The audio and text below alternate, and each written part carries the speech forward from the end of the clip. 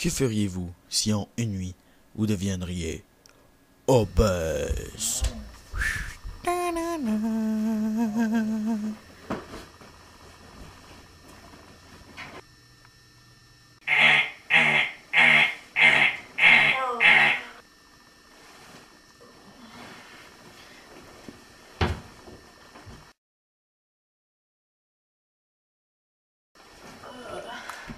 Pas un Joseph, encore de l'écofemme. Oh, parfait.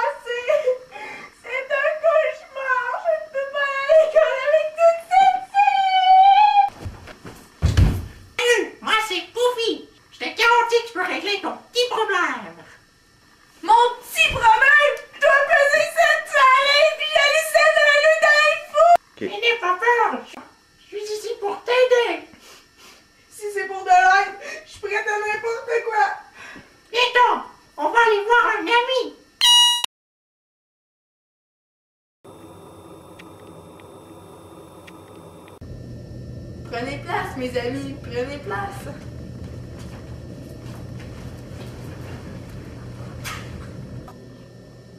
Ok, je vais vous donner quelques informations pourquoi vous êtes devenu obèse et comment faire pour perdre ce poids.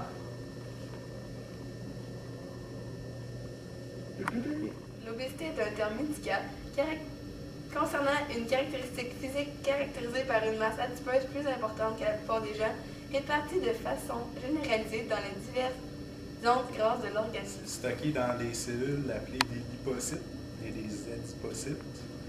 Quand il y a trop un gros stock important de graisse, ben, on distingue deux situations, soit le surpoids ou l'obésité. Surpoids, c'est les adipocytes stockent de plus en plus de graisse et grossissent. Puis l'obésité, c'est lorsque les adipocytes arrivent à la saturation, ils se multiplient. Fait que dans le fond, les adipocytes, ben, ils viennent comme la plus grosse qu'ils peuvent, puis après ils commencent à se multiplier. Fait que là, t'es vraiment gros. L'IMC entre 18,5 et 25 est considéré normal, comme chez un adulte. Entre 25 à 30, on parle de surpoids, surcharge pondérale. Au-delà de 30, on parle d'obésité. De 35 à 40, on parle d'obésité sévère. Et au-delà de 40, obésité morbide. Là, vous vous dites, comment qu'on fait pour calculer un IMC? Eh bien, c'est ce qu'on va aller voir. Voici Petit Bonhomme. Petit Bonhomme est un adulte. Si on calcule le poids divisé par la taille au carré, c'est-à-dire 64, divisé par 1,75 m au carré, ceci donne 20 et 89. Petit... En 2004, l'obésité a touché plus de 300 millions de personnes dans le monde. Selon le professeur Barry Parkin de l'Université de Caroline du Nord, ces chiffres seraient plutôt de 800 millions en 2006. Ça voudrait donc dire que la population d'obèses accroîtrait avec le temps. L'obésité est souvent le résultat d'un déséquilibre entre l'apport énergétique quotidien, ça c'est qu'est-ce que tu manges, les glucides, les lipides et les protéines, et la somme des dépenses énergétiques. Ça, là-dedans, il y a la température que tu rejettes, il y a les efforts physiques que tu fais, puis il y a l'énergie nécessaire au fonctionnement, le métabolisme de base. Quand l'organisme reçoit plus qu'il ne dépense, il stocke l'apport sous forme de graisse. C'est pourquoi des personnes sont plus aptes à devenir gros parce que leur métabolisme ne fonctionne pas pareil. L'explosion récente du nombre d'obèses est attribuée à plusieurs facteurs liés au mode de vie. Puis la sédentarité, c'est une cause importante parce qu'il n'y a pas assez d'exercice physique. Le monde se promène en char tout le temps, ils prennent l'autobus, il n'y a plus de monde qui marche, même si c'est juste 10 minutes de marche. Tu sors, tu prends ton char, là, personne ne fait de l'exercice vraiment, tu écoutes la télé le soir. Il y a un lien entre l'obésité et le cancer. Saviez-vous que l'obésité joue un rôle dans presque 4% des cancers? Hey, un gros chiffre, là. incluant les cancers du sein, de l'utérus, peut-être même ceux des intestins et des reins, selon Kim Key du Cancer Research UK. Il y a aussi d'autres causes comme l'hérédité. Ça, c'est-à-dire que tes parents en seraient la cause. Là, on est les parents seraient la cause. C'est quoi le fond? Non, mais c'est les gènes. Les gènes. Ah, c'est les gènes. Oui, les gènes de tes parents, s'ils étaient obèses ou s'il y avait même des gènes d'obèses, pourraient te transmettre cette maladie, si on peut l'appeler comme ça. C'est pas vraiment une maladie, mais comme je connais pas vraiment le terme, je vais l'appeler comme ça. Cette maladie qui est l'obésité. Les personnes souffrant d'obésité courent plusieurs risques. Il y a des risques physiques, psychologiques, sociaux. Les physiques, elle peut faire du diabète, de l'hypertension, de l'apnée au sommeil, des problèmes articulatoires et de la dépendance à la nourriture. Psychologique, tu peux faire de dépression, être mal dans ta peau, complexé, faire de l'inhibition. Social, tu peux être... L'obésité est un problème qui se traite sur moyen et long terme, avec un suivi médical, même peut-être psychologique.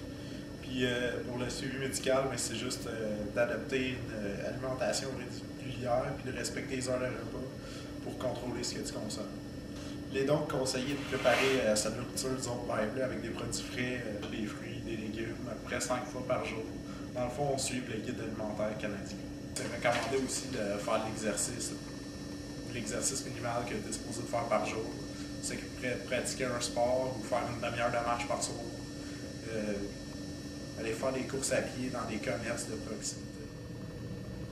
Les enfants sont surtout les plus explosés parce que, naturellement, ils sont attirés vers le sucre. Mais ce n'est pas tout. Ils ont aussi été habitués à un déséquilibre alimentaire. Ils sont aussi les plus susceptibles aux sollicitations publicitaires. C'est-à-dire, ils vont mettre des cartoons, les enfants vont des cartoons! Ils vont aller acheter le produit, ils vont demander à leur parent. Et vous voulez enrayer votre obésité? Il existe plusieurs moyens. Comme il y a 3 médicaments qui ont été mis sur le marché. Et ça a l'air qu'ils marchent vraiment gros. Il y a la chirurgie bariatrique. Ça vise à réduire la capacité gastrique et à faire une dérivation dans le système digestif. Puis il y a la liposuction. Et il y a également faire de l'exercice physique. Ça, c'est vraiment le meilleur moyen. J'espère que vous avez apprécié la petite mise en scène au début, mettant en vedette Corinne Côté. Mais elle ne servait qu'à mieux vous expliquer ce qu'est l'obésité. J'aurais bien aimé finir cette vidéo avec des feux d'artifice, mais je ne le ferai pas. Il n'y aura non plus aucun message subtil nous disant de nous mettre 100%. Vous n'avez rien vu et rien entendu. Merci beaucoup.